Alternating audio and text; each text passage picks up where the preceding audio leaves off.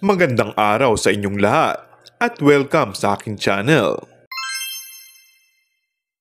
Nadula si TV host Willie Revillame tungkol sa matagal ng chika na may dalawang anak na sina Coco Martin at Julia Montes.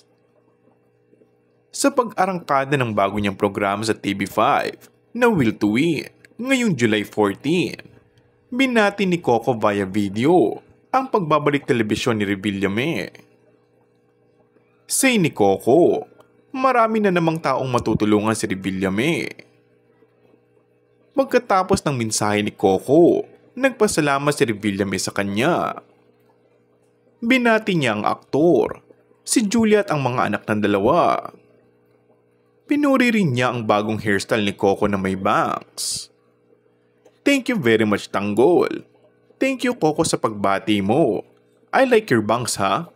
Sobrang bait tong si Coco Martin, Coco to Julia at yung mga anak nyo, pamilya mo, salamat, ani ni Revillame. Magugunitang noong November 2023, isiniwalat ni Christopher Mee na may dalawang anak na sina Coco at Julia. Aniya, 4 na anyos ang panganay ni na Coco at Julia na isang babae, habang magto 2 years old naman daw ang pangalawang anak ng mga ito na isang lalaki. Sa ngayon nga, ay wala pang denial o confirmation sina Coco at Julia ukol dito. Kung bago ka lang sa akin channel ay mag-subscribe at pindutin na rin ang notification bell. Maraming salamat!